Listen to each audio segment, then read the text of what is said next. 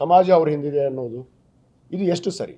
ಸಮಾಜದವ್ರಿಗೆ ಭಾಳಷ್ಟು ಜನ ಅನ್ಯಾಯ ಆಗಿದೆ. ಇದೇ ಗೋಕಾಕದಲ್ಲಿ ನಿಮ್ಮ ಮೊನ್ನೆ ತಾನೆ ಕಳೆದ ವಾರ ಒಂದು ದೊಡ್ಡ ಗಲಾಟೆ ಆಗಿದೆ, ನಮ್ಮವ್ರ ಮೇಲೆ ಹಲ್ಲೆ ಆಗಿದೆ. ಅಲ್ಲಿ ನಮ್ಮ ಪೂಜ್ಯರು ಹೋಗಬೇಕಾಗಿತ್ತು, ಅವ್ರಿಗೆ ಸಾಂತ್ವನ ಹೇಳಬೇಕಾಗಿತ್ತು. ಅನೇಕ ಕಡೆ ನಡೆದಿದೆ. ನಮ್ಮ ಸಮಾಜದವ್ರ ಮೇಲೆ ಕೆಲವಷ್ಟು ದೌರ್ಜನ್ಯಗಳು ನಡೆದಾವೆ, ದಬ್ಬಾಳಿಕೆ ನಡೆದಾವೆ, ಅಲ್ಲಿ FIR ಆಗಿದ್ದಾವೆ. ಅವ್ರಿಗೆ ಹೋಗಿ ಸಾಂತ್ವನವನ್ನು ಹೇಳಿಲ್ಲ ಇವರು. ಆದರೆ ಇಲ್ಲಿ ಬಂದ್ಬಿಟ್ಟು ಏಕಾಏಕಿ ನನ್ನ ಮೇಲೆ ಆಪಾದ ಗೂಬಿ ಕುಂದಿರಿಸಿ ಇವರು ಪ್ರಚಾರ ಪಡಿಬೇಕು ಅನ್ನೋದು ಒಂದೇ ಉದ್ದೇಶ. ಇವರು ಪ್ರಚಾರ ಪ್ರಿಯರು ಅನ್ನೋದು ಇಡೀ ನಾಡಿಗೆ ಗೊತ್ತಿದೆ, ತಮಗೂ ಗೊತ್ತಿರುವಂಥದ್ದು. ಯಾಕಂದರೆ 24 ತಾಸು ಲೈವ್ ಫೇಸ್ಬುಕ್, ವಾಟ್ಸಪ್ ಮಾಧ್ಯಮ ಇದೊಂದೇ ಟಾರ್ಗೆಟ್ ಅಲ್ಲ. ಇಲ್ಲಿ ಒಂದು ಟ್ರಸ್ಟ್ ಆದ ಮೇಲೆ ಟ್ರಸ್ಟದಲ್ಲಿ ಕೆಲವಷ್ಟು ಏನು ಕಂಡೀಷನ್ಸ್ ಇದ್ದಾವೆ.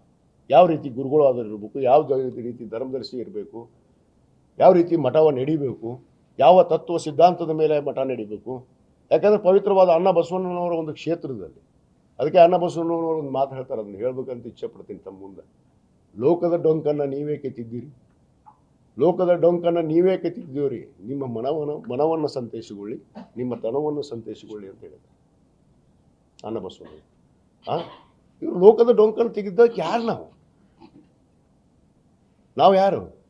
ನಾವು ಆ ಬಸವ ತತ್ವದ ಅನುಯಾಯಿಗಳು, ಬಸವಣ್ಣನವರ ಅನುಯಾಯಿಗಳು. ಆ ಒಂದು ಪವಿತ್ರವಾದ ಕ್ಷೇತ್ರದಲ್ಲಿ ಆದಂಥ ಪೀಠ ಹೇಗಿರಬೇಕು, ಅಲ್ಲಿ ಸಮುದಾಯದವ್ರು ಬರ್ತಾರ, ಅಲ್ಲಿ ಪ್ರಸಾದ ಇಡಬೇಕು, ಏನು ಧರ್ಮದ ಬಗ್ಗೆ ಚರ್ಚೆಗಳಾಗಬೇಕು, ನಮ್ಮ ಮುಂದಿನ ಯುವ ಪೀಳಿಗೆಗಳಿಗೆ ಸಮಾಜದ ಬಗ್ಗೆ ಯಾರು ಈ ಸಮಾಜವನ್ನು ಕಟ್ಟಿ ಬೆಳೆಸಿದ್ರು ಅನ್ನೋದು ತಿಳಿಸ್ಬೇಕಾಗತ್ತೆ.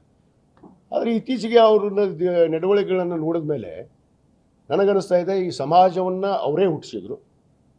ನಮಗೆಲ್ಲ ಬಹುತೇಕ ನಮಗೆ ಸಮಾಜ ಪಂಚಮಸಾಲಿ ಅನ್ನೋದು ನಮ್ಗೆ ಗೊತ್ತಿದ್ದಿಲ್ಲ ಅಂತ ಕಾಣುತ್ತೆ.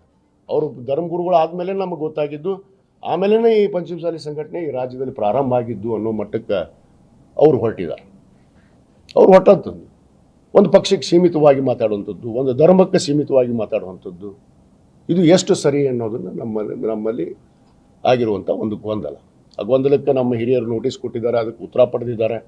ಮುಂದೆ ಏನು ಮಾಡಬೇಕು ಅನ್ನೋದು ನಡೆ ಕೂಡ ನಾವು ನಿನ್ನೆ ನಮ್ಮ ಹಿರಿಯರಾದಂಥ ಸಂಸ್ಥಾಪಕ ಅಧ್ಯಕ್ಷರಾದಂಥ ಪ್ರಭನ್ನ ಹುಣಸಿಕಟ್ಟಿಯವರು, ನಮ್ಮ ಇನ್ನೋರ್ವ ಹಿರಿಯ ನ್ಯಾಯವಾದಿಗಳಾದಂಥ ಮೋಹನ್ ಲಿಂಬಿಕಾಯಿಯವರು ಮತ್ತು ಎಲ್ಲ ಹಿರಿಯರು, ಇಲ್ಲಿರುವಂಥ ಎಲ್ಲ ಹಿರಿಯರು, ಸುಮಾರು ಜನ ನಾವು ಧರ್ಮದರ್ಶಿಗಳು, ಸಮಾಜದ ಹಿರಿಯ ಮುಖಂಡರು, ಜನಪ್ರತಿನಿಧಿಗಳು ಸೇರಿ ಚರ್ಚೆ ಮಾಡಿ ಇವತ್ತು ಅಂತಿಮವಾಗಿ ಈ ಗೊಂದಲವನ್ನ ನಂತರ ನಾವು ಮುಕ್ತಿಯನ್ನು ಹೊಂದಬಹುದು.